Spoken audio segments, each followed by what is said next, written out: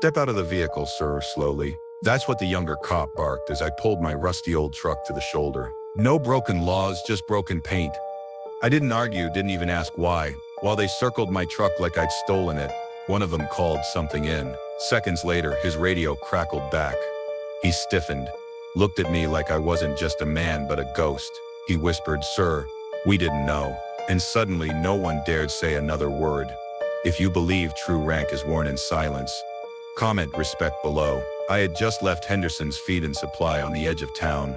My purchases modest but necessary for the small farm I maintained in my retirement. A few bags of chicken grain stacked neatly in the back, some fence wire coiled beside them. The receipts were folded crisply in my shirt pocket. Old habits of order never quite fade. The truck was a relic, a 1965 Ford F-100 that had seen more years on the road than most of the town's residents had been alive. Rust had eaten through the fenders in places, creating irregular patterns that reminded me of terrain maps I used to study. The once vibrant blue paint had been bleached almost white by decades of sun and weather. The chrome bumpers had long ago surrendered to a permanent patina, but it was still mine. Had been since I returned stateside in '87 and needed something reliable but anonymous. Something that didn't announce my presence before I arrived or linger after I'd gone. The license plate barely clung to the rear bumper, secured with wire where the original bolts had given up. The tailgate was held closed with a length of worn yellow rope, functional rather than pretty. Like most things in my life, I wasn't speeding as I drove down Route 16. Wasn't swerving, wasn't doing anything to draw attention. Just rolling down a quiet two-lane road as I'd done hundreds of times before. The familiar rhythm of the engine's gentle knocking, keeping time with country songs playing low on the radio. My attire was equally unremarkable. An old flannel shirt with frayed cuffs, jeans stiff from age and work rather than fashion, boots with cracked soles that had walked more miles than I cared to count. My hair had gone white years ago, my hands calloused from manual labor that I preferred over idle retirement. These days I liked the silence more than I used to, found comfort in it. Then came the sirens, not aggressive or urgent, just sudden. One cruiser pulling out from a side road, then another joining from somewhere behind. Blue and red lights reflecting in my rearview mirror, bright against the afternoon calm. I glanced at the speedometer, steady at 43 in a 45 zone. Checked my taillights in the mirror, all functioning as far as I could tell. There was no reason for them to pull me over, but I complied without hesitation. I eased the truck onto the gravel shoulder, switched off the engine and waited. Years of training had taught me that patience often revealed more than questions, so I sat, both hands visible on the steering wheel.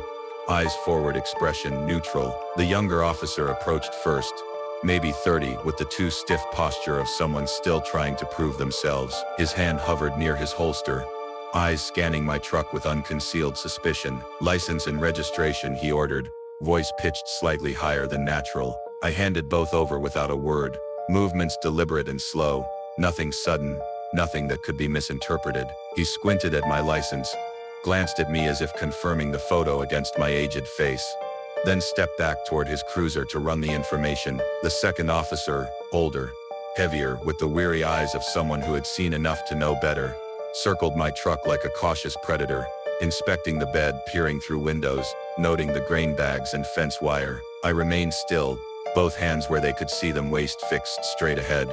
Not nervous, not impatient, just waiting. Then came the moment that changed everything. The radio crackled, sharp, urgent, and whatever message came through transformed the entire situation in an instant. The younger officer's posture changed first. His spine straightened, his hand dropped away from his weapon, and when he looked up at me through my window, his expression had shifted from suspicion to something between disbelief and awe. The younger cop turned to his partner, speaking in low, urgent tones. Though I couldn't hear the words, their body language told me everything: discomfort, surprise, and a growing sense of unease. Both now stared at me as if suddenly realizing they'd stumbled upon something beyond their pay grade. The older officer approached my window again, his earlier swagger replaced by something approaching caution, perhaps even respect. "Sir," he began to voice, noticeably quieter now, "we're going to need to confirm something." He hesitated, choosing his words carefully. "Do you have any federal identification on you besides your driver's license?" I didn't speak immediately, just held his gaze long enough to let him know I understood exactly what was happening. Then, with deliberate movements, I reached toward the glove compartment, "I'm just getting my papers," I said, my first words since being pulled over. From the worn compartment, I withdrew a flat, weathered, manila envelope. Not dirty, not crumpled, just aged like the hands that held it. I passed it through the window without explanation. Inside, a sealed, laminated card, plain government issue, but distinct in one critical way. Black clearance strip across the top, no photo, just one line of text, retired Colonel MH access level, black clearance. The officer's hand actually trembled as he held him. His partner leaned in, eyes widening, as he saw what they'd stumbled upon. "Jesus," the younger one whispered, forgetting protocol. Both men went pale. The older one immediately stepped back and spoke quietly into his shoulder mic, words tumbling out with newfound urgency. I could hear the dispatcher's response through the cruiser's open door. A brief pause followed by unmistakable instructions. "Verify credentials, do not detain, do not question, stand by and await senior authorization. Repeat, do not detain Colonel Barrett." That's when it fully registered with them. The name, the rank, the implications. The older officer returned to my window, now standing almost at attention. "Sir, are you Colonel Nolan Barrett?" I finally spoke just 5 measured words. Used to be long ago. No further questions followed. No demands for explanation. No suspicion about my rusty truck or my weathered appearance. The younger officer took 3 steps back, almost to the center line of the road. The older one moved to direct traffic around my vehicle, suddenly concerned for my safety rather than treating me as a threat. Their radios remained active, terse commands, acknowledgements. The controlled chaos of a situation rapidly escalating beyond local jurisdiction. I sat quietly observing, awaiting. This wasn't the first time my identity had surfaced unexpectedly. Though it had been nearly a decade since the last incident, precisely 8 minutes after my ID was verified, I still habitually tracked time. The distinctive sound of tires crunching gravel approached from the east. A black Suburban with government plates and tinted windows pulled alongside the police cruisers. No markings, no lights, but unmistakable in its purpose and authority. The man who shipped out wore a crisp dress uniform, silver oak leaves on his collar, identifying him as a Lieutenant Colonel Young for his rank, which meant talented, connected, or both. He surveyed the scene quickly, then walked directly to my truck. He saluted, crisp, proper, respectful. "Colonel Barrett, I'm Lieutenant Colonel Ethan Monroe, Pentagon Liaison. We're sorry for the delay, sir." I nodded once in acknowledgement. "These officers were just doing their job," I said, voice neutral. No accusation, no emotion. Both cops immediately straightened, then offered salutes of their own. The younger one couldn't quite meet my eyes, a mixture of embarrassment and awe plainly visible on his face. "I apologize for the mix-up, sir," the lieutenant colonel continued. "Your status was flagged in the system when they ran your license protocol activated automatically." I understood the unspoken message. My retirement had never been complete in the eyes of certain departments. Some names remain on active lists indefinitely, regardless of age or official status. "Is there anything you need, sir?" he asked the question, carrying layers of meaning beyond its simple words. "Just to finish my drive home," I replied, starting my engine. The officers hurriedly returned my license and registration. No ticket, no warning, just reverent silence as I put the truck in gear and pulled away, leaving them standing in a tableau of confusion and respect. In my rearview mirror, all 3 men remained at attention, until my truck disappeared around the bend. If you believe some men don't need introductions, they've already earned their silence. Subscribe for more stories like this. I didn't look back as I drove the remaining 5 miles to my farm, but I knew their stares would follow me long after I'd gone. That's how it always was when the past surfaced unexpectedly, a ripple effect that extended far beyond the initial encounter. By the time I reached home, a modest white farmhouse set back from the road with 20 acres of mixed woodland and pasture, my phone had already begun to ring. The ancient landline I kept for emergencies rarely saw use, but today its shrill tone cut through the silence 3 separate times. While I unloaded the feed and wire, I let it ring. Some conversations could wait until I'd finished my chores. When I finally listened to the messages, the first was from Sheriff Ray Duggan, a retired Marine who had served 2 tours in Afghanistan and had moved to our small town for the same reasons I had: quiet anonymity, peace. "Colonel," his voice was formal, despite our occasional fishing trips. "I've been informed about today's incident. I want to assure you it won't happen again. Sir, my deputies have been updated accordingly." He didn't ask questions, didn't seek explanations about who I was or what I'd done to warrant such treatment. Some men recognized the boundaries of classified information without needing them explained. The second call came from the mayor's office, perfunctory, political, cautious. The third from a number I didn't recognize, but that had the distinctive cadence of official channels reaching out informally. I returned none of them. The following morning, just after dawn, as I fed the chickens, a vehicle approached my driveway. Not the black Suburban, not a police cruiser, just a simple unmarked sedan carrying the two officers from yesterday. They weren't in uniform, weren't on official business. They stood awkwardly by their car until I acknowledged them with a nod. "We wanted to come by personally, sir," the older one began. "Not to defend ourselves or make excuses, just to say sorry," the younger one interjected.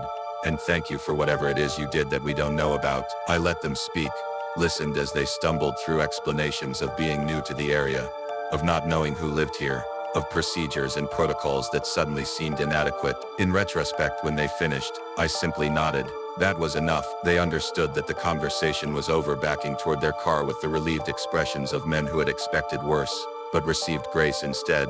3 days later, something unexpected occurred. The town council held its monthly meeting, typically concerned with road repairs, local ordinances, and community events. This time, however, they passed a unanimous resolution to place a small bronze plaque at the town's modest war memorial in the square. Not flashy or ostentatious, no full names or specific honors listed, just a simple inscription, "To those who served in silence." I wasn't present for the unveiling ceremony.